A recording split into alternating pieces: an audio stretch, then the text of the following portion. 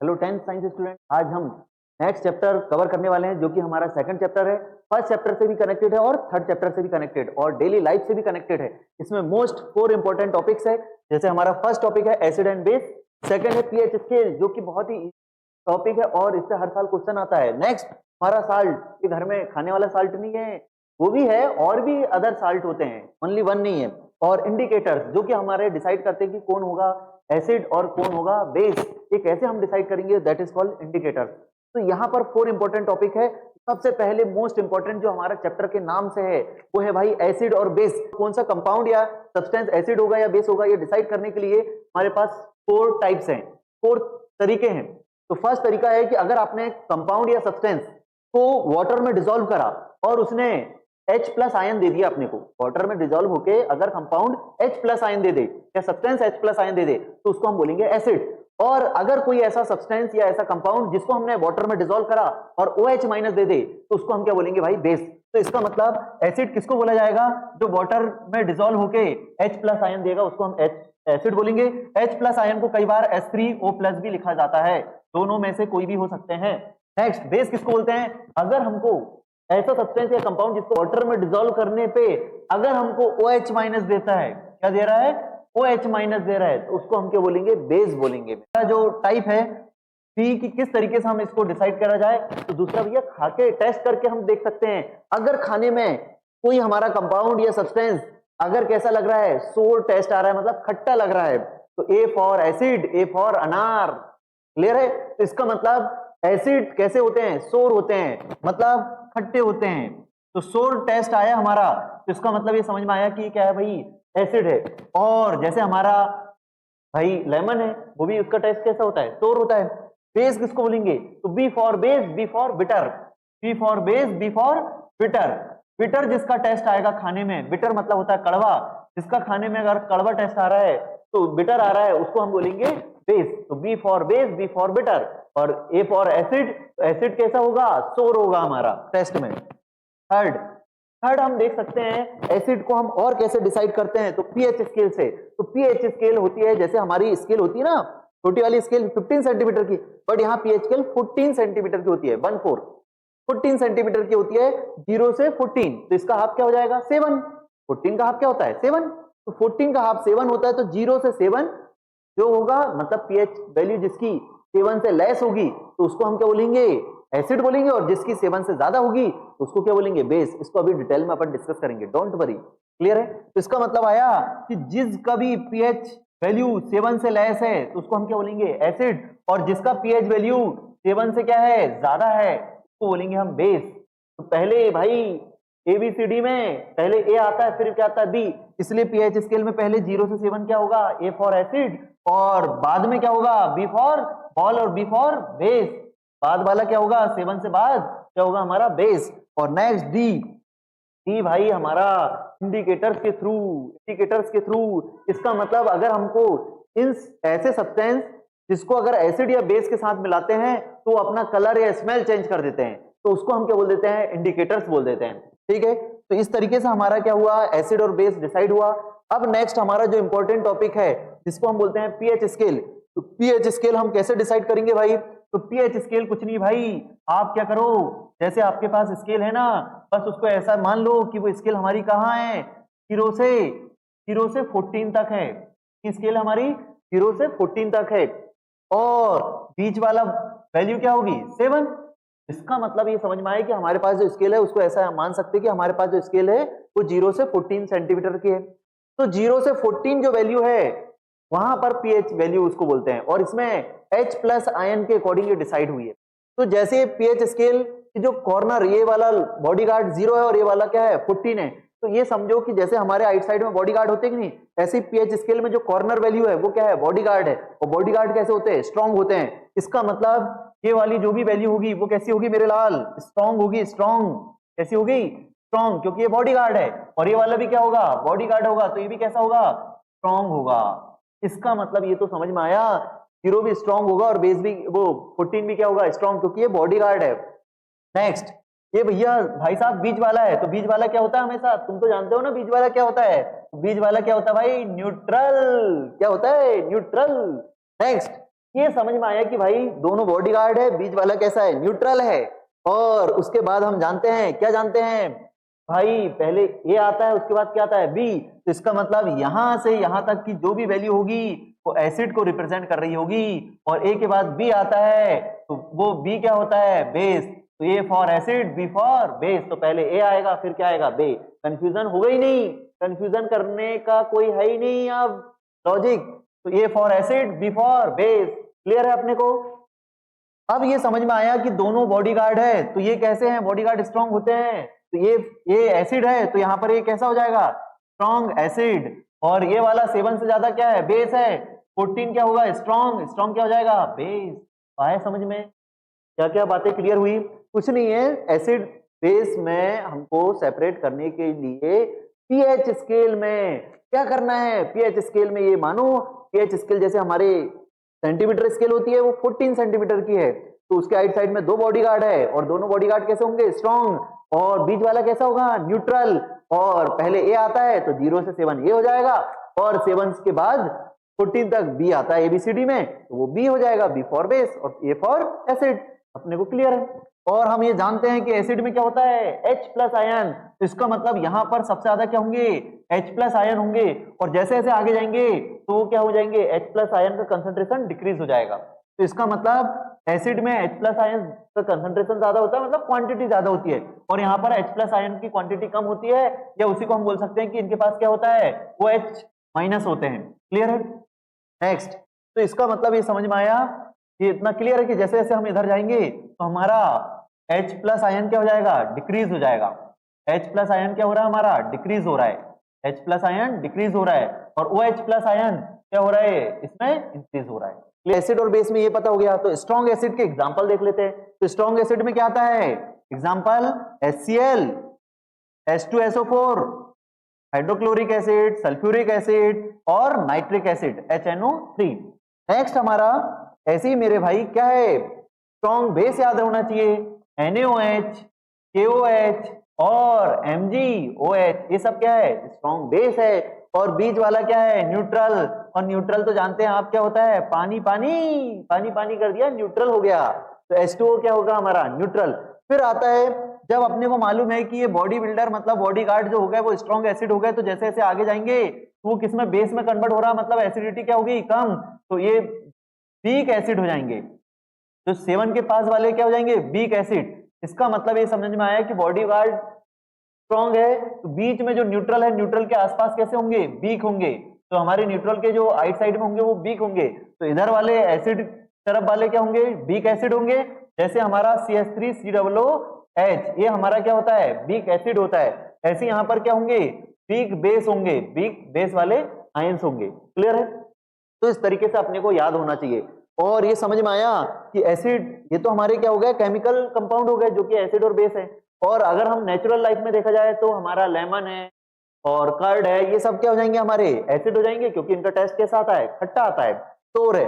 और B for base, B for bitter, तो हमारा ब्लड कैसा है, बिटर है। क्लियर है। नेक्स्ट आते हैं हम, जो कि इंपॉर्टेंट हमारे लिए, अब आते हैं हम एसिड और जो बेस हमने पढ़ लिए हैं। तो एसिड की यह फिजिकल प्रॉपर्टी भी होती है, केमिकल प्रॉपर्टी भी होती है, और स्ट्रॉन्ग एसिड और स्ट्रॉन्ग बेस, ये 4 बातें एसिड के लिए पता होना चाहिए, और सेम 4 बातें इसके लिए पता होना चाहिए, बेस के लिए पता होना चाहिए। तो इसका मतलब ये एसिड की फिजिकल प्रॉपर्टी है, एसिड की फिजिकल प्रॉपर्टी है। तो कैसी कैसी फिजिकल प्रॉपर्टी है, ये क्या करता भैया, turn blue litmus red. Sir ये हम कंफ्यूजन हो जा रहा है, हमको भूल जा रहे हैं। मेरे लाल तुम एक बात याद रख लो, ए के बाद क्या आता है, बी। जैसे अभी मैंने बताया ना पीएच स्केल में ए के बाद क्या आता है, बी। तो पहले एसिड होगा 0 से 7 तक, फिर 7 के बाद क्या होगा, बेस। सेम वैसे ही आप क्या करो, कुछ नहीं, पहले ए आता है फिर क्या आता है, बी। तो ए फॉर एसिड और B for blue litmus paper, blue litmus paper. तो A for acid, B for blue litmus paper को कैसा कर देगा भाई, ये रेड में कन्वर्ट कर देगा। A B R, acid, A के बाद बी आता है, तो A for acid, B for blue, blue litmus को किसमें कन्वर्ट कर देगा, रेड में। तो इसका मतलब टर्न ब्लू लिटमस रेड, तो ब्लू लिटमस को किस में कन्वर्ट करेगा? रेड में। तो ये हमारा क्या होगा? एसिड ब्लू, ए के बाद बी, बी को किस में कन्वर्ट कर देगा? रेड में। क्या इसी को हम कैसे याद रख सकते हैं? A B R, acid blue litmus को रेड में कन्वर्ट कर देता है। नेक्स्ट, कैसा होता है इसका टेस्ट? खाने में कैसा लगा? खट्टा, इसका मतलब ये सोर टेस्ट है। नेक्स्ट, कैसा है भाई? एक्वस सॉल्यूशन, एक्वस किसको बोलते हैं? वाटर वाला सॉल्यूशन, वाटर वाले सॉल्यूशन में कैसा देता है? H+ आयन देता है। नेक्स्ट, इसका पीएच क्या होता है मेरे लाल? 7 से कम होता है। और they conduct electricity, aqueous solution में जब H+ आयन मिल गया, आयन होते तो वहां पर इलेक्ट्रिसिटी क्या हो सकती है? फ्लो हो सकती है। और they turn universal indicator red, red में कन्वर्ट कर देते हैं। तो इस तरीके से हमको कितनी प्रॉपर्टी याद होगी भाई? 6 प्रॉपर्टी, और ये 6 प्रॉपर्टी याद हो गई। तो इसका मतलब 80% तो क्वेश्चन एसिड वाले इसी 6 प्रॉपर्टी के अंदर से आएंगे। ये 6 प्रॉपर्टी कर डाला तो 80% चांस है कि एसिड वाले टॉपिक से यही प्रॉपर्टी के रिलेटेड क्वेश्चंस आएंगे मेरे लाल। तो इसका मतलब समझ में आया? कोई दिक्कत इसमें? नेक्स्ट, अब आते हैं हम किसके पास? स्ट्रॉन्ग एसिड और वीक एसिड। तो स्ट्रॉन्ग एसिड मैंने बताया था HCl, HNO3, H2SO4 और HI, ये सब क्या है? स्ट्रॉन्ग एसिड है, जिसमें मतलब H+ आयन की कंसंट्रेट ज्यादा होता है, pH वैल्यू 0 होती है, क्योंकि ये बॉडीगार्ड है। Strong acid those acid which completely ionised in water and provide hydrogen ions, hydrochloric acid, sulphuric acid, nitric acid है यार स्ट्रॉन्ग एसिड। मतलब भाई इनको जब हम ऐसे एसिड जिसको वाटर में डिसॉल्व करें तो H+ आयन ज्यादा मिले हमको और पूरी तरीके से डिसॉल्व हो जाए, उनको बोलते हैं हम स्ट्रॉन्ग एसिड। और इसमें कौन कौन आते हैं? नाइट्रिक एसिड, सल्फ्यूरिक एसिड और हाइड्रोक्लोरिक एसिड। डायरेक्ट फॉर्मूला भी याद होना चाहिए। Weak acid those acid which partially ionize, थोड़ा बहुत भूल गए, बहुत कम हाइड्रोजन आयंस देते हैं, उनको क्या बोलेंगे हम? Weak acid. और वीक एसिड में कौन होते हैं मेरे लाल? Acetic acid. क्या फॉर्मूला बताओ? CH3COO एसिडिक एसिड का फॉर्मूला है। Next, formic acid, citric acid, tartaric acid etcetera. Formic acid कहां होता है? चींटी में। कौन सी वाली चींटी में? चींटी में कौन सा होता है? फॉर्मिक एसिड, सिट्रिक एसिड और हमारा टार्ट्रिक एसिड। और ये सब कैसे हैं? वीक एसिड है मेरे लाल। क्लियर है? नेक्स्ट हम देखते हैं केमिकल प्रॉपर्टी किसकी। अभी एसिड चल रहा है भैया, पहले A for acid, A for Apple, वैसे A फॉर एसिड आएगा ना पहले। एसिड की फिजिकल प्रॉपर्टी देख लिए, टाइप देख लिए, वीक एसिड, स्ट्रॉन्ग एसिड। अब क्या देखेंगे? इसकी केमिकल प्रॉपर्टी। केमिकल प्रॉपर्टी कुछ नहीं डाल, अदर सब्सटेंस, अदर कंपाउंड से या एलिमेंट से रिएक्शन करके क्या देगा? जब भी हमारा मेटल से एसिड रिएक्शन करेगा तो क्या देगा? Hydrogen gas. याद रखना है। और यही क्या रिएक्शन अपन ने, मेटल मतलब एक एलिमेंट हुआ और एसिड मतलब एक कंपाउंड हुआ। और जब भी कोई एलिमेंट और कोई भी एक कंपाउंड आपस में रिएक्शन करते हैं, कौन सी रिएक्शन होती है? डिस्प्लेसमेंट रिएक्शन होती है। रिएक्शन होती है डिस्प्लेसमेंट, जो कि फर्स्ट चैप्टर में पढ़े कि मेटल मतलब कोई भी एक एलिमेंट है, एसिड क्या है? कंपाउंड है। जब भी ये रिएक्शन करेंगे तो क्या देंगे? हाइड्रोजन गैस प्लस क्या देंगे? कंपाउंड देंगे, जिसको हम क्या बोल सकते हैं? सॉल्ट बोल सकते हैं। इसका मतलब ये समझ में आया मेरे भाई ये एक तरीके से फर्स्ट चैप्टर में ही डिस्कस कर लिए थे कि जैसे सोडियम Na+HCl, आप देख पा रहे हो ये क्या एलिमेंट हो गया और ये क्या हो गया? कंपाउंड। और एलिमेंट और कंपाउंड जब भी रिएक्शन करते हैं तो कौन सी रिएक्शन होती है? Displacement reaction. और डिस्प्लेसमेंट रिएक्शन को कैसे याद रखते हैं? तो भाई थर्ड चैप्टर में पढ़ेंगे मेटल एंड नॉन मेटल में रिएक्टिविटी सीरीज। रिएक्टिविटी सीरीज कैसे याद रखेंगे? खाना का मांगे आलू जिंक आयरन। कैसा याद रखना है रिएक्टिविटी सीरीज? काना जी है ना हमारे, काना जी दही खाते हैं कि नहीं? मक्खन चुराते हैं, वैसे ही याद रखना अपने को रिएक्टिविटी सीरीज। खाना का मांगे आलू जिंक आयरन लेड। खाना का मांगे आलू जिंक आयरन लेड। और उसके बाद बीच में क्या रहेगा? हाइड्रोजन। और हाइड्रोजन के बाद कुछ नहीं, अपने घर में जो भी यूज होते हैं एलिमेंट उनका नाम लिख दो। तो हाइड्रोजन के बाद क्या आएगा? कॉपर, फिर मरकरी, फिर आएगा सिल्वर, फिर क्या आएगा? गोल्ड। क्लियर है? तो इसका मतलब रिएक्टिविटी सीरीज याद होना चाहिए, तो वो डिस्प्लेसमेंट में भी काम आएगी, फर्स्ट चैप्टर में, सेकंड चैप्टर में, थर्ड चैप्टर, तीनों में काम आएगी। कैसे याद करने की ट्रिक है? खाना का मांगे आलू जिंक आयरन लेड, बीच में हाइड्रोजन। फिर अपने घर में यूज होता है, कॉपर के बर्तन होते हैं, मरकरी थर्मामीटर में यूज होता है, सिल्वर और गोल्ड के हम ज्वेलरी यूज करते हैं। और इसलिए आपने पढ़ा होगा फर्स्ट चैप्टर में और थर्ड चैप्टर में कि भाई सिल्वर और गोल्ड कि ज्वेलरी क्यों बनाते हैं, क्योंकि उनकी रिएक्टिविटी क्या होती है, सबसे कम, वो सबसे कम रिएक्शन करेंगे तो वो क्या है, बहुत ज्यादा दिनों तक उसमें कोरोजन नहीं लगेगा या कुछ इस तरीके से, मतलब उनकी जो ब्राइटनेस है वो कम नहीं होगी। क्लियर है? तो इसका मतलब ये समझ में आया कि भाई डिस्प्लेसमेंट रिएक्शन कुछ नहीं है, स्ट्रॉन्ग वाला क्या करता है, वीक वाले को धक्का दे देता है। जैसे आप दो दोस्त हैं तो तीसरा आके क्या करेगा, एक को हटा देगा और उससे क्या कर लेगा, दोस्ती कर लेगा, बस वैसी डिस्प्लेसमेंट रिएक्शन है। तो इसका मतलब ये समझ में आया कि यहाँ पर रिएक्टिविटी सीरीज में हमने क्या देखा भाई, हमने देखा कि भाई सोडियम ऊपर है और हाइड्रोजन क्या है, नीचे, और ये सब क्या है, प्लस में है। तो सोडियम क्या करेगा, सोडियम स्ट्रॉन्ग है, ये H प्लस को क्या कर देगा, हटा देगा, मतलब वो उसके साथ दोस्ती कर लेगा और क्या बना लेगा मेरे भाई, NaCl plus hydrogen gas release कर देगा। तो इस तरीके से हमारी क्या होगी, रिएक्शन कंप्लीट हो गई। अब 2 हाइड्रोजन है तो इधर भी 2 कंप्लीट कर देंगे वैलेंसी के थ्रू, बट इस चक्कर में क्लोरीन क्या हो गया है, डबल, तो इधर भी डबल करने के लिए 2 यहां पर लगा देंगे। अब इधर सोडियम भी डबल हो गए तो यहां पर भी क्या लगा देंगे, 2।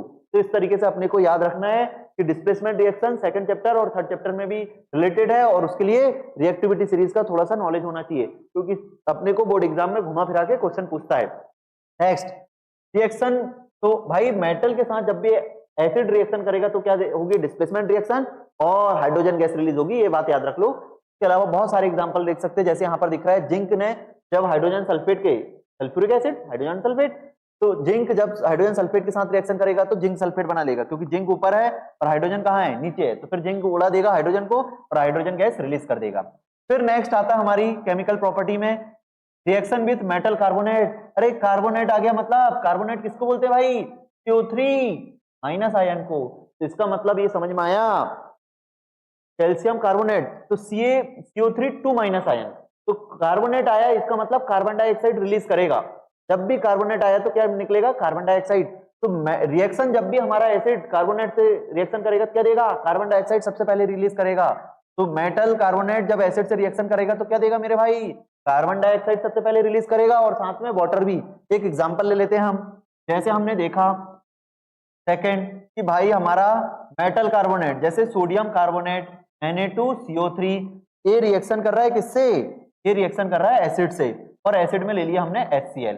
एसिड से जब ये रिएक्शन करेगा तो अब देख पा रहे हो आप, ये डबल डिस्प्लेसमेंट रिएक्शन जैसी भी दिख रही है, और अपने को मालूम है जब भी कार्बोनेट एसिड से रिएक्शन करता है तो क्या देता है, कार्बन डाइऑक्साइड। तो सबसे पहले हमने क्या निकाल दिए, कार्बन डाइऑक्साइड रिलीज कर दिए, साथ में वाटर भी बन सकता है, क्योंकि यहाँ H और एक और ऑक्सीजन बच गया तो क्या बना दिया हमने, वाटर बना दिए, और बचा वाला क्या बना लेगा मेरे लाल, NaCl, मतलब सॉल्ट बना लेगा NaCl सोडियम क्लोराइड। बैलेंस करने के लिए यहाँ हाइड्रोजन 2 है, इधर भी हाइड्रोजन 2 है तो यहाँ पर 2 लगा देंगे, इधर सोडियम 2 है तो इधर भी क्या लगा देंगे 2, और बाकी सब क्या हो गया हमारे, बैलेंस हो गए। क्लियर है? Third reaction with metal hydrocarbonate. Hydrocarbonate के साथ रिएक्शन करेंगे तो क्या होगा भाई, जब भी हाइड्रोकार्बोनेट के साथ करेंगे तो ये समझ में आया कि यहाँ पर भी कार्बोनेट बोला है, मतलब कार्बन डाइऑक्साइड रिलीज होगा और वाटर रिलीज होगा।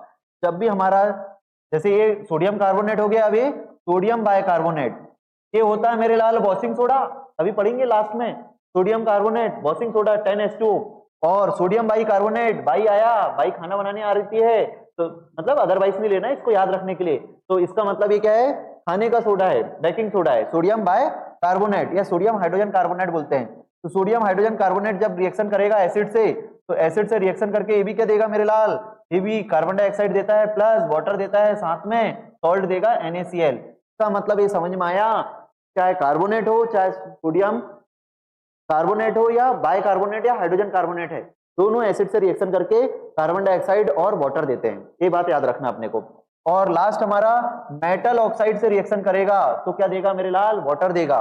जब भी हमारा फोर्थ हमारे रिएक्शन याद रखना अपने को कि एसिड अगर मेटल ऑक्साइड से रिएक्शन करेगा तो क्या देगा भाई, वाटर। और एग्जांपल ले लेते हैं हम, एग्जांपल में हमने देख लिए calcium oxide plus sulphuric acid H2SO4। तो अपने को मालूम है, अपन ने रिएक्टिविटी सीरीज याद रखे हैं, और सबसे पहले क्या दे रहा है, सल्फ्यूरिक एसिड से ऑक्साइड रिएक्शन करके क्या दे रहा है, वाटर। तो सबसे पहले वाटर निकाल दिए, तो यहां से O और यहां से हाइड्रोजन निकल गया, क्या बचा भाई, CuSO4, कॉपर सल्फेट बन जाएगा अपना डायरेक्ट, कोई दिक्कत ही नहीं इसमें। और एक तरीके से डबल डिस्प्लेसमेंट भी रिएक्शन हुई, पोजीशन उसने चेंज किए, तो इसको हम क्या बोलेंगे, डबल डिस्प्लेसमेंट रिएक्शन। तो भाई आपको सिंपली याद रखना है, केमिकल प्रॉपर्टी में 4 केमिकल प्रॉपर्टी होती है इसकी, एसिड की। एसिड अगर मेटल से रिएक्शन करेगा डिस्प्लेसमेंट रिएक्शन होगी और हाइड्रोजन गैस रिलीज करेगा। अगर हमारा एसिड सोडियम कार्बोनेट हो या हाइड्रोजन कार्बोनेट हो, उससे रिएक्शन करेगा, कार्बोनेट आया मतलब CO3 है, CO3 को कार्बोनेट बोलते हैं, मतलब कार्बन डाइऑक्साइड गैस रिलीज होगी, साथ में वाटर भी रिलीज होगा। और नेक्स्ट हमारा, जब हमारा एसिड किससे रिएक्शन करेगा भाई, ऑक्साइड से, तो भी क्या देगा, हमारा वाटर देगा। और एक और रिएक्शन होती है, एसिड और बेस जब आपस में रिएक्शन कर लेते तो न्यूट्रलाइजेशन रिएक्शन होती है, उसमें भी वाटर बनता है और सॉल्ट बनता है। इसका मतलब ये समझ में आया कि आग लगी तो पानी डालते हैं, ऐसी एसिडिटी हो जाती है तो हम क्या देते हैं, बेस देते हैं। एसिड और बेस जब आपस में रिएक्शन करेंगे तो क्या बनाएंगे, वाटर प्लस सॉल्ट बनाते हैं। नेक्स्ट रिएक्शन देखते हैं हम मेरे लाल। Next physical property, acid end हो गया, अब किसका नंबर आया, बी फॉर बेस। ए के बाद क्या आता है, बी फॉर बेस। बेस की फिजिकल प्रॉपर्टी की बात करते हैं हम। अब बेस में फिजिकल प्रॉपर्टी क्या है मेरे लाल, तो अब जैसे उसको याद कर लिया अपन ने, ए के बाद बी आता है तो ABR। एसिड क्या करेगा, ब्लू लिटमस को रेड में कन्वर्ट कर देगा। इसका उल्टा कौन करता है, बेस करता है। बेस क्या करेगा मेरे लाल, बेस क्या करने वाला है, रेड को ब्लू में कन्वर्ट करने वाला है, मतलब BRB। वो ABR और ये BRB। क्या आप इसको याद रखो, ए के बाद बी आता है तो एसिड ब्लू लिटमस को रेड में कन्वर्ट करेगा, तो उसका उल्टा क्या हो जाएगा, रेड को ब्लू में कन्वर्ट कौन करेगा, बेस करेगा। क्लियर है, इसका मतलब फर्स्ट प्रॉपर्टी क्या हो गई, तो ये रेड को ब्लू में कन्वर्ट करेगा, इसका कोई चांस ही नहीं है। नेक्स्ट, सोपी टच एंड बिटर टेस्ट। ऐसा होता है, बिटर टेस्ट होता है, कड़वा होता है। और यहां पर सोपी टेस्ट का मतलब सोफी टच टेस्ट नहीं, सोफी टच साबुन, bitter taste, bitter in taste. Next, give OH minus in aqueous solution, water में डिसॉल्व करोगे OH माइनस देगा। नेक्स्ट, पीएच वैल्यू क्या होती है इसकी, 7 से ज्यादा, क्योंकि पहले एसिड आता है फिर और बेस आएगा। Next, they also conduct electricity in aqueous, acid भी भैया आयन दे रहा है, ये भी OH माइनस दे रहा है, आयन रहेगा तो इलेक्ट्रिसिटी तो फ्लो होगी। Next, they turn universal indication blue, और ये किसमें कन्वर्ट करता है, लास्ट में ब्लू में। देखो लास्ट में किसमें कन्वर्ट कर रहा है, ब्लू में। बस तो ये आया भी भाई हमारे 2023 में CBSE में। क्लियर है अपने को सब चीजें, आई थिंक समझ में आ गया होगा आपको। नेक्स्ट हम देखते हैं टाइप्स ऑफ बेस, जैसे टाइप्स ऑफ एसिड थे वैसे टाइप्स ऑफ बेस है। तो टाइप्स ऑफ बेस में अपन जानते हैं पीएच स्केल में 0, इधर 14, बीच वाला 7, पहले ए आता है फिर आता है base, A for acid B for base.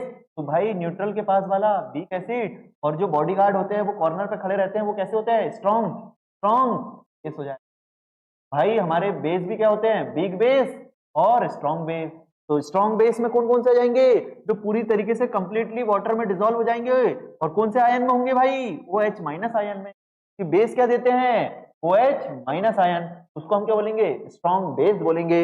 और इसमें आता है sodium hydroxide NaOH, potassium hydroxide KOH, ये सब क्या है, स्ट्रॉन्ग बेस है। और वीक बेस क्या है मेरे लाल, वीक बेस में अमोनियम हाइड्रोक्साइड, अमोनियम NH4OH, और मैग्नीशियम हाइड्रोक्साइड MgOH, ये सब क्या है, वीक बेस है, weak base. Those base which partially ionised in water में जब हम डिसॉल्व करते हैं तो ये पार्शियली मतलब थोड़े बहुत बस आयनाइज्ड होते हैं, और वो कौन कौन से, अमोनियम हाइड्रोक्साइड और मैग्नीशियम हाइड्रोक्साइड। नेक्स्ट हमारा भाई, नेक्स्ट केमिकल प्रॉपर्टी, जो कि इंपॉर्टेंट है मेरे भाई। केमिकल प्रॉपर्टी कैसी है, इंपॉर्टेंट है हमारे लिए। केमिकल प्रॉपर्टी क्या है, इंपॉर्टेंट है। केमिकल प्रॉपर्टी देखते हैं जरा। केमिकल प्रॉपर्टी में फर्स्ट, सेम वैसे ही दिख रहा है क्या, इसका मतलब एसिड हो या बेस, जब मेटल के साथ रिएक्शन करेंगे, चाहे एसिड हो या बेस, मेटल के साथ रिएक्शन करके क्या देते हैं मेरे लाल, हाइड्रोजन गैस प्लस सॉल्ट। और इसी को हमने क्या बोला था, डिस्प्लेसमेंट रिएक्शन, ये तो याद है सर। जैसे जिंक जब हमारा NaOH से रिएक्शन करेगा तो भाई जिंक क्या करेगा, Na को डिस्प्लेस कर देगा, और हाइड्रोजन गैस अपना क्या करेगा, हाइड्रोजन, मतलब ये 2023 में क्वेश्चन आया भी है। इसका मतलब मेटल हमारा जैसे जिंक प्लस NaOH, तो NaOH से जब रिएक्शन करेगा जिंक, तो जिंक क्या हो जाएगा, zinc sodium zinc oxide, sodium zinc oxide बना लेगा, साथ में क्या देगा, हाइड्रोजन गैस। तो इसका मतलब ये समझ में आया, एसिड हो या बेस, जब भी ये मेटल से रिएक्शन करेंगे तो हाइड्रोजन गैस देंगे और बचा वाला पोर्शन को हम क्या बोल देंगे, सॉल्ट। और ये समझ में आया, जैसे हमारा जिंक जब सोडियम हाइड्रोक्साइड NaOH से रिएक्शन करेगा तो हाइड्रोजन गैस रिलीज करा दो, बाकी वाले को सॉल्ट बोल देंगे। Next, reaction with non metal, non metal के साथ रिएक्शन करेगा तो क्या देगा, वाटर देगा। ये भी 2023 में आया है। जैसे हमारा कैल्शियम ऑक्साइड, कैल्शियम हाइड्रोक्साइड, इसको बोलते हैं मेरे भाई CaOH ट्वाइस, ट्रैक लाइन। जब ये किसके साथ रिएक्शन करेगा, नॉन मेटल, जैसे CO2 कार्बन डाइऑक्साइड गैस के साथ जब रिएक्शन करता है तो क्या बनाता है, CaCO3 प्लस H2O। और यही वाला अभी हम पढ़ेंगे कैल्शियम कार्बोनेट, तो लाइमस्टोन बोलते हैं। लाइमस्टोन कैसे फॉर्म होता है, कैसे क्या रिएक्शन है जिससे हम कैल्शियम कार्बोनेट बनाएंगे, तो सिंपल मेरे लाल यही वाला तो होगा कि बेस जब हमारा किससे रिएक्शन करेगा, नॉन मेटल से रिएक्शन करेगा तो क्या, नॉन मेटल ऑक्साइड से रिएक्शन करेगा तो क्या बनाएगा, कैल्शियम कार्बोनेट प्लस वाटर। तो ये वहां पर भी काम आएगा और यहाँ पर भी पढ़ लिया हमने, दोनों के लिए यूजफुल है हमारे लिए। नेक्स्ट, अब आते हैं हम भाई इंडिकेटर। तो क्या है, बाइक वाले इंडिकेटर है क्या, नहीं मेरे लाल, बाइक जैसे ही है, ये भी थोड़े से क्या है, एक तरीके से अपना टेस्ट चेंज कर लेते हैं, या स्मेल चेंज हो जाती है इनकी, या फिर हम कलर चेंज कर लेते हैं। जैसे इंडिकेटर में बटन दबाए तो चलने लगता है कि नहीं, कलर दिखने लगते कि नहीं, और कई लोग तो खतरनाक तरीके की कलर्स लगा लेते हैं इंडिकेटर्स में। तो वैसे ही यहाँ पर इंडिकेटर कुछ नहीं है, कुछ सब्सटेंस है जो कि एसिड या बेस के कांटेक्ट में आने पर अपनी स्मेल चेंज कर लेते हैं और अपना कलर चेंज कर लेते हैं। तो देखिए जरा इंडिकेटर, दो substance which change in colour और स्मेल इन डिफरेंट मीडियम या एक्वा सॉल्यूशन। मतलब जैसे एसिड का हो या बेस का सॉल्यूशन हो, उसमें अपना कलर या अपना कहना चाहिए कलर या फिर स्मेल चेंज कर लेते हैं। फिर से देखते हैं हम इंडिकेटर्स, जैसे हमारे बाइक में इंडिकेटर होता है, कई लोग डिफरेंट डिफरेंट टाइप के कलर के इंडिकेटर्स लगा लेते हैं, मतलब कलर चेंज हो जाता है जैसे हम इंडिकेटर देते हैं। ऐसे ही इंडिकेटर जब भी एसिड या बेस के साथ कांटेक्ट में आते हैं तो वो क्या करते हैं, अपना कलर चेंज कर लेते हैं या फिर स्मेल डिफरेंट हो जाती है इनकी। स्मेल जो पहले आ रही थी अब वो स्मेल क्या हो गई, चेंज हो जाती है। ठीक है, तो इसका मतलब ये समझ में आया, दो substance which change colour oblique smell in different medium या aqua solution are called indicator. और दो टाइप के इंडिकेटर होते हैं मेरे लाल, एक नेचुरल इंडिकेटर और एक सिंथेटिक इंडिकेटर। नेचुरल इंडिकेटर जो नेचर से मिल रहे होंगे, जैसे हमारा लिटमस पेपर, टर्मेरिक हल्दी, और red cabbage, China rose etcetera, ये सब क्या है, नेचुरल इंडिकेटर्स है। और सिंथेटिक इंडिकेटर्स ये क्या है, जैसे जो हमारे लेबोरेटरी में बनते हैं, जो लेबोरेटरी में बनाते हैं अपन लैब में, तो हम क्या बोल देते हैं, सिंथेटिक इंडिकेटर। जैसे फिनोप्थिलीन बॉल, फिनोप्थिलीन, मेथाइल ऑरेंज, ये सब क्या है, सिंथेटिक इंडिकेटर्स है। अब next, colour of some indicator in acidic और बेस में मीडियम। अगर हम ये जो इंडिकेटर जब एसिड और बेस के साथ मिक्स होंगे तो क्या कलर मिलेगा इनको, तो जैसे लिटमस पेपर को अपन जानते हैं कि एसिड में डालेंगे तो अपने को मालूम है लिटमस पेपर क्या करता है, ABR, एसिड क्या करता है, ब्लू लिटमस पेपर को रेड में कन्वर्ट कर देता है। तो इसका मतलब एसिड मीडियम में कैसा हो जाता है लिटमस पेपर, रेड कलर का, और बेस में क्या हो जाएगा, ब्लू कलर का। क्लियर है। मेथाइल ऑरेंज, मेथाइल ऑरेंज ये बहुत इंपॉर्टेंट है भाई। एसिडिक मीडियम में मेथाइल ऑरेंज जब एसिड सब्सटेंस से मिलेगा तो कलर कैसा हो जाएगा उसका, पिंक, पिंकिश रेड, पिंकी नहीं, पिंकी रेड नहीं, पिंकिश रेड। और कलर इन बेस मीडियम में येलो कलर हो जाएगा, पीला पीला कर देंगे। मेथाइल ऑरेंज जब बेस से मिलेगा तो पीला पीला कर देगा। नेक्स्ट, फिनोप्थिलीन जब एसिड से मिलता है तो कोई कलर नहीं देता है, वहीं phenolphthalein, P for phenolphthalein, P for pinky, pink, pink colour देगा मेरे भाई। तो फिनोप्थिलीन बेस से मिलके पिंक कलर देता है। तो इस तरीके से ये हमको टेबल याद होना चाहिए क्योंकि इससे रिलेटेड क्वेश्चंस आते हैं।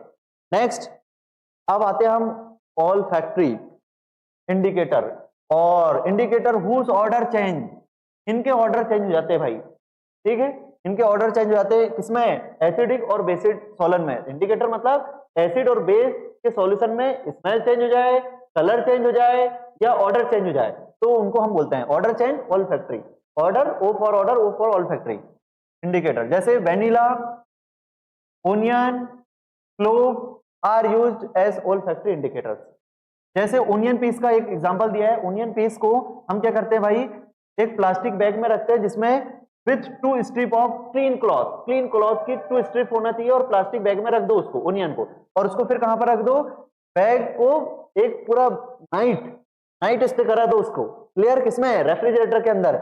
और इसके बाद जब इसको हम डाइल्यूट HCl, डाइल्यूट HCl में रखते हैं। डाइल्यूट मतलब जहां पर कहना चाहिए HCl का कंसंट्रेशन कम है, तो इसका मतलब डाइल्यूट HCl में जब हम इसको बैग से निकाल के एक नाइट स्टे कराने के बाद जो हमने ओनियन को रखा है बैग में, और वो साथ में टू क्लीन क्लॉथ, जब इसको हम डाइल्यूट HCl में मिक्स कराते हैं तो उसका क्या हो जाता है, ऑर्डर ऑफ ओनियन डिडाइज्ड हो जाता है, उसका ऑर्डर क्या हो जाता है, डिडाइज्ड हो जाता है। पर जैसे ही उसको NaOH में रखते हैं तो उसका ऑर्डर डिडाइज्ड नहीं होता है। बस इतना सा आपको याद रखना है। क्लियर है? नेक्स्ट हम देखते हैं पीएच स्केल। ये तो भाई प्रॉफिटेबल है, पीएच स्केल प्रॉफिट है इस चैप्टर का। तो इसका मतलब पीएच स्केल तो आपको बता ही दिया हूं मैंने, क्या होता है मेरे लाल पीएच स्केल। पीएच स्केल कुछ नहीं, जैसे हमारे पास छोटी सी स्केल होती है वैसी पीएच स्केल होती है, जिसका नंबरिंग कहां से चलती है, 0 से 14, और पीएच स्केल नाम ही है पीएच, तो इसका मतलब यहाँ पर क्या होगा, H+ आयंस के अकॉर्डिंग यहाँ पर पीएच स्केल बनाया अपन ने। और जब 0 और ये 14, तो बीच वाला क्या होगा मेरे भाई, न्यूट्रल। बीच वाला क्या होता है हमेशा, तुम तो जानते हो, न्यूट्रल होता है। और आजू बाजू में क्या होते हैं, बॉडीगार्ड। तो इसका मतलब ये क्या होगा हमारा, बॉडीगार्ड कैसे होते हैं, स्ट्रॉन्ग। और ये वाला बॉडीगार्ड भी क्या होगा मेरे भाई, स्ट्रॉन्ग। इससे ये समझ में आया अपन क्या कर सकते हैं, यहाँ पर पहले ABCD में A आता है, फिर क्या आता है B, तो ऐसे ही 0 से 7 तक क्या होगा, एसिड, और उसके बाद क्या होगा मेरे लाल, बेस। तो A for acid, B for base. तो ये समझ में आया कि बॉडीगार्ड का जो स्ट्रॉन्ग है वो स्ट्रॉन्ग क्या होगा, एसिड होगा। और ये वाला स्ट्रॉन्ग इधर बाद में आ रहा है, ये क्या होगा, स्ट्रॉन्ग बेस को इंडिकेट करेगा। और बीच वाला आपने क्या बोल दिए, न्यूट्रल। और बीच वाला न्यूट्रल है तो उसके पास वाले भी कैसे होंगे, न्यूट्रल वीक है। तो इसका मतलब ये वाला इस तरफ एसिड की तरफ वाला वीक एसिड जो कि न्यूट्रल के बिल्कुल क्लोज होगा, और ये क्या होगा, वीक बेस जो कि क्या होगा हमारा, न्यूट्रल के क्लोज इस तरफ होगा 7 से ज्यादा। तो ये समझ में आया कि अगर पीएच वैल्यू मेरे भाई, पीएच की वैल्यू 7 से लेस है तो ए फॉर एप्पल और ए फॉर एसिड, पहले एसिड आएगा तो इसकी वैल्यू पीएच वैल्यू पहले आएगी। तो मतलब 0 से कहां तक होगी, 7 तक, या 7 से थोड़ा सा लेस होती है। और 7 से ज्यादा किसकी होगी, बेस की। 7 से ज्यादा, 7 से 14 तक क्या होता है हमारा, बेस होता है। क्लियर है? और आप जान ही चुके हैं। अब यहाँ पर अपने को याद रखना है कुछ की वैल्यू, जैसे गैस्ट्रिक जूस, क्या हमारा स्टोमक है, उसकी पीएच वैल्यू लगभग अप्रोक्सीमेट 1 के अप्रोक्स होती है। लेमन की 2 के आसपास, ग्रेप्स की 3 के आसपास, टोमेटो की 4 के आसपास, बनाना की 5 के आसपास, मिल्क की 6 के आसपास, और प्योर वाटर न्यूट्रल होता है मेरे लाल। और एग का 8। सब एग, ब्लड, ये सब क्या है, एग, ब्लड, मिल्क, ये सब कैसे होते हैं, बेस होते हैं। एग हमारा 8 के आसपास, बेकिंग सोडा 9, सोप 10। सोप का टेस्ट करके देखोगे नहीं, वो कैसा होता है, बिटर, तो इसका मतलब वो 10। अमोनिया 11, ब्लीच 12, ओवन क्लीनर 13, और सोडियम हाइड्रोक्साइड NaOH क्या होगा 14। तो इस तरीके से पूरा अपने को टेबल याद होना चाहिए। द स्ट्रेंथ ऑफ एसिड और एन एल्काली इज आल्सो एल्कलाइल। एसिड में स्ट्रेंथ ऑफ एसिड या एल्काइल बोलते सकते हैं उनको हम, is also represented by what is known as pH scale. यहां पर the pH scale varies from 1 to 14 if the pH of the solution is and acidic substance है पीएच वैल्यू लेस देन, और ये तो हमने सब डिस्कस कर चुके हैं। नेक्स्ट देखते हैं हम। नेक्स्ट क्या भाई, salt. Salt salt salt salt में भाई कुछ नहीं है, इसको हम न्यूट्रलाइजेशन रिएक्शन बोलते हैं। तो अपने को मालूम है जब भी एसिड बेस से रिएक्शन करेगा तो उसको न्यूट्रल रिएक्शन बोलेंगे, और क्या न्यूट्रलाइजेशन बोलेंगे, और हमेशा क्या देगा, सॉल्ट प्लस वाटर देगा। ये तो हमने पहले डिस्कस कर दिए हैं। जैसे हमारा अभी भाई देख लेते हैं जो कि कॉमन है, HCl। HCl जब हमारा किससे रिएक्शन करेगा भाई, HCl एसिड होता है क्योंकि H+ आयन है। बेस क्या होता है, NaOH के पास बेस होता है। तो ये डबल डिस्प्लेसमेंट रिएक्शन जैसी हो जाएगी, आपस में इंटरचेंज हो जाएंगे, तो क्या बना लेगा, NaCl प्लस वाटर। तो यही क्या हो गया हमारा, जब भी सॉल्ट कैसे फॉर्म होता है, न्यूट्रलाइजेशन रिएक्शन के बेस पे हमारा सॉल्ट। सेम ऐसे हम क्या कर सकते हैं, HNO3 की रिएक्शंस करा सकते हैं। ठीक है, नेक्स्ट हमारे लिए क्या है भाई, हाँ इंपॉर्टेंट सॉल्ट। जो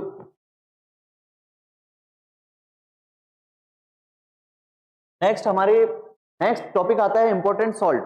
जिससे हर साल क्वेश्चन आता है, तो उनकी प्रॉपर्टीज पता होना चाहिए, केमिकल फॉर्मूला पता होना चाहिए, कैसे फॉर्म होते हैं, केमिकल रिएक्शन पता होना चाहिए और यूजेस पता होना चाहिए। तो सबसे पहले हम आते हैं किसके पास, कॉमन सॉल्ट। कॉमन सॉल्ट क्या होता है, जो घर में हम खाना में यूज करते हैं, NaCl मेरे लाल, NaCl कॉमन सॉल्ट होता है, जिसका केमिकल नेम क्या होगा, सोडियम क्लोराइड, ये तो आपको पता ही है, और केमिकल फॉर्मूला NaCl हो गया।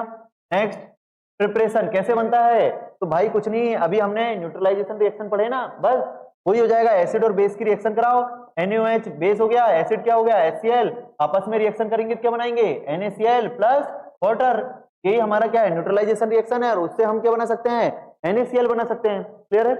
क्या आपको और बुक में एनसीईआरटी में दिया कि NaOH में जब क्लोरीन गैस को हम क्या फ्लो कराते हैं तो भी हमारा NaCl बनता है।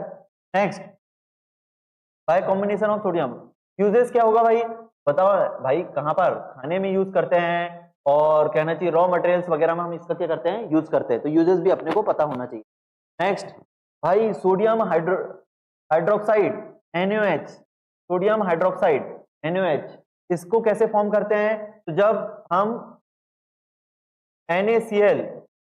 NaCl में वाटर को मिक्स कर देते हैं तो ये क्या बना लेता है, NaOH प्लस क्लोरीन गैस बाहर निकल जाती है, प्लस हाइड्रोजन गैस रिलीज हो जाती है।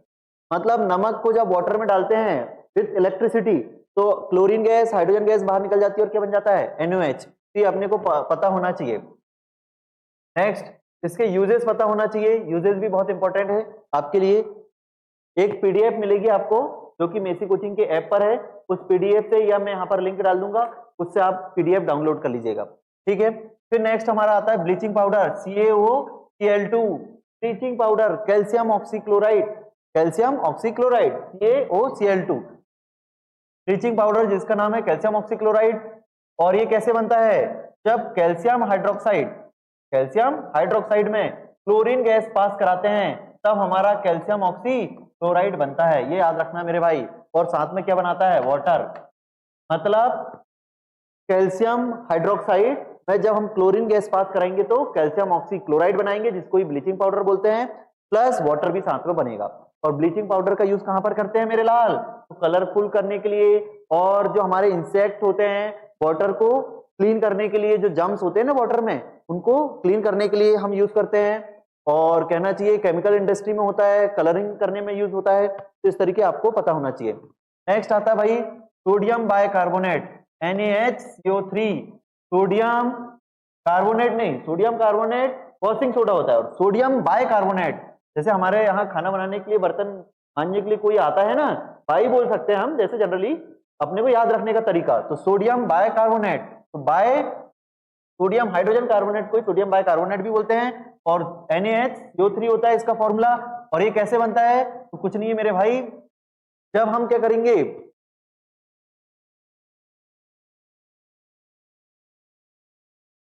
सोडियम बाइकार्बोनेट, तो इसका फॉर्मेशन अपने को पता होना चाहिए, इसका फॉर्मेशन कैसे होता है।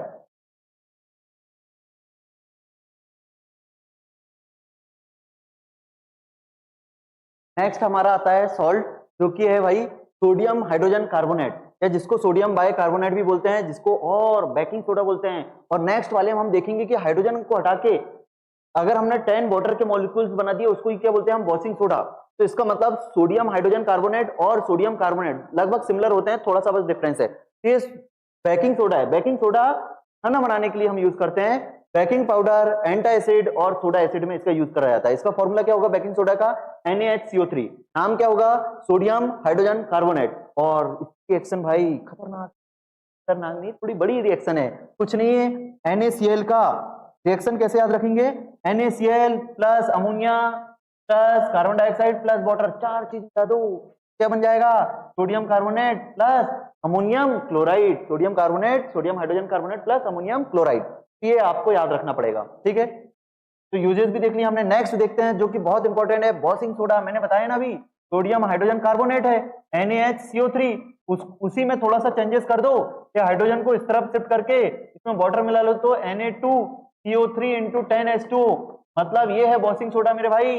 ये वाला तो बेकिंग सोडा है, ये क्या हमारा वॉशिंग सोडा है। तो वॉशिंग सोडा क्या हो गया मेरे भाई, तो वॉशिंग सोडा होता है सोडियम कार्बोनेट में 10 वाटर के मॉलिक्यूल्स जब मिला देते हैं तो वो क्या बन जाता है हमारा वॉशिंग सोडा। और वॉशिंग सोडा बनाने का तरीका क्या है, एक तो बहुत सिंपल है कि सोडियम कार्बोनेट में 10 मॉलिक्यूल वाटर मिला दो, Na2CO3 प्लस 10H2O, तो 10 मॉलिक्यूल्स मिला दिए तो भी क्या बन गया हमारा Na2CO3 to 10H2O। डायरेक्टली आपको याद हो जाएगा सोडियम कार्बोनेट में जब 10 मॉलिक्यूल, जैसे वॉशिंग सोडा वॉशिंग करने के लिए तो पानी मिलाते ही हो ना भाई, सेम वैसे ही है सोडियम कार्बोनेट में जब 10 मॉलिक्यूल वाटर मिला देंगे तो Na2CO3 10H2O बन जाएगा वॉशिंग सोडा। नेक्स्ट और दूसरा तरीका हम क्या है, सोडियम बेकिंग सोडा जो अभी हमने पढ़ा था NaCO3, बेकिंग सोडा को जब हीट करेंगे तो भी उससे क्या बन जाएगा हमारा सोडियम कार्बोनेट बन जाता है। क्लियर है, दोनों हमारे प्रीवियस ईयर के क्वेश्चन है। तो सोडियम कार्बोनेट जो है हमारा ये क्या है वॉशिंग सोडा है। और वॉशिंग सोडा कहां कहां पर यूज होगा भैया, वॉश करने में यूज होगा, सॉप में यूज होगा, साबुन बनाने में, ग्लास पेपर इंडस्ट्री में, cleaning agent of for domestic, softening hard water को सॉफ्ट करने के लिए तो यूज करते हैं, क्लॉथ वॉशिंग के लिए। क्लियर है। नेक्स्ट हम देखते हैं last, plaster of Paris, POP मेरे लाल, क्या है ये, पीओपी प्लास्टर ऑफ पेरिस। और जानते हैं प्लास्टर कब लगता है हमको, जब हमारा हाथ ब्रेक हो जाता है, इसका मतलब हाफ वाटर के मॉलिक्यूल्स आएंगे, तो कुछ नहीं भाई। और हड्डी में क्या होता है कैल्शियम, इसका मतलब कैल्शियम सल्फेट, ना भूलो तो कैल्शियम सल्फेट में जब हाफ मॉलिक्यूल्स के वाटर होते हैं तो उसी को हम क्या बोलते हैं प्लास्टर ऑफ पेरिस या पीओपी बोला जाता है। और इसका नाम क्या हो जाएगा कैल्शियम सल्फेट और हेमी हाइड्रेट। ठीक है, हेमी मतलब हाफ, हाइड्रेट मतलब वाटर, हाइड्रेट जैसे डिहाइड्रेशन हो जाता है पानी की कमी से, बस वैसे ही। तो कैल्शियम सल्फेट हेमी हाइड्रेट बोलो या calcium sulphate and half water molecule. और इसका फॉर्मूला याद हो जाएगा, बाय हीटिंग जिप्सम। अब जिप्सम क्या है, लपसी जैसा भाई, जिप्सम कुछ नहीं लपसी है, इसमें थोड़े वाटर के मॉलिक्यूल ज्यादा कर दो तो उसी को क्या बोल देते हैं जिप्सम। जिप्सम क्या होता है CaSO4 हाफ की जगह 2 मॉलिक्यूल ले लो वाटर के तो उसको क्या नाम देते हैं जिप्सम। और जिप्सम को जब हम हीट करते हैं, हीट कर रहे हैं तो इसका मतलब क्या समझ में आया, हीट करना, बताओ कौन सी डिकम्पोजिशन रिएक्शन होगी ना, थर्मल डिकम्पोजिशन। तो हीट करते हैं तो क्या बन जाता है calcium sulphate into half H2O, ये बन गया पीओपी। और बचा वाला वाटर के मॉलिक्यूल 1.5 को हम क्या कर देंगे बाहर निकाल देंगे। इस तरीके से हमारा क्या बन गया पीओपी। और इसका यूज कहां पर करते हैं भाई, तो पीओपी घर में करते हैं, डोमेस्टिक में, प्लास्टर चढ़ाने में, और सेटिंग फ्रैक्चर बॉन्ड के लिए यूज करते हैं हम, फायर प्रूफ में यूज करते हैं, making cost of states models toys वगैरह में हम इनका यूज करते हैं। Thank you for watching. अपने Like, comment, and subscribe.